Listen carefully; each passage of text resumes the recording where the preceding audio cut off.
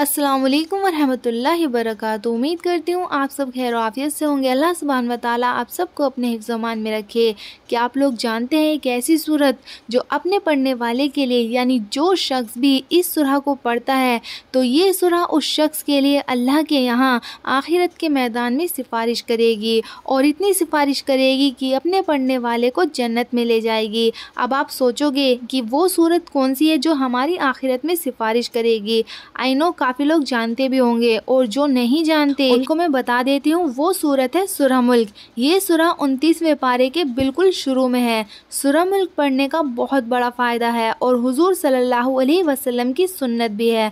हमारे प्यारे नबी सल्लल्लाहु अलैहि वसल्लम सोने से पहले सूरह मुल्क ज़रूर पढ़ा करते थे।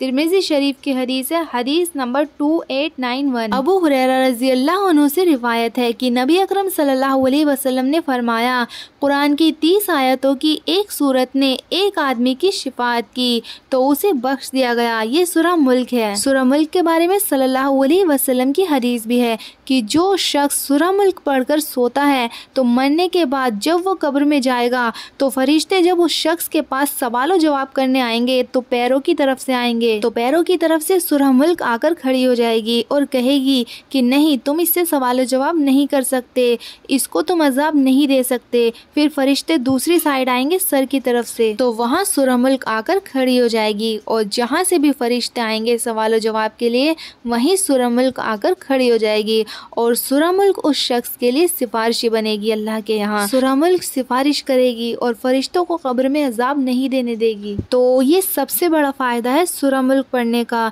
कि कब्र के अजाब से वो शख्स महफूज हो जाता है जो सूरह मुल्क पढ़कर सोता है। रोज़ाना सोने से पहले इस सूरत को ज़रूर पढ़ा करें। अल्लाह के नबी का वादा है कि ये सूरत अपने पढ़ने वाले के लिए आखिरत के मैदान में सिफारिश करेगी और जन्नत में ले जाकर ही मानेगी। आप सोच सकते हो कि सूरह मुल्क कुरान की कोई सूरत हमारे लिए आखिरत के मैदान में अल्लाह सुब्हान व तआला से सिफारिश करे, कितनी बड़ी बात है ये। तो हमें और आपको सूरह मुल्क पढ़ने की आदत बनानी चाहिए। देखो हम हर चीज़ के लिए टाइम निकाल लेते हैं, जो भी काम हमें करना होता है हम टाइम निकाल लेते हैं, लेकिन जहाँ पर दीन की बात आती है हम वहाँ पीछे हट जाते हैं। हमारे साथ क्या जाएगा? हमारा दीन जाएगा, हमारे अमाल जाएंगे, जो भी हम नेक काम करते हैं, अच्छे काम करते हैं वो हमारे साथ जाएंगे। ये दुनियादारी हमारे साथ नहीं जाएगी। हम दुनिया को खुश करने में लगे हुए हैं। दुनियादारी में हम इतना उलझ गए हैं कि दीन के बारे में हम सोचते तक नहीं है। दुनिया को खुश करने के लिए लगे हुए हैं सिर्फ। देखो ये दुनिया कभी खुश नहीं हो सकती, ये दुनिया के लोग कभी खुश नहीं हो सकते। नमाज पढ़ो, अल्लाह ने 5 वक्त की नमाज दी है, नमाज की पाबंदी करो, कुरान पढ़ो, दीन की बातें करो, दीन की बातें दूसरों को भी बताओ, खुद भी सीखो और दूसरों को भी बताओ, दीन के बारे में जानो।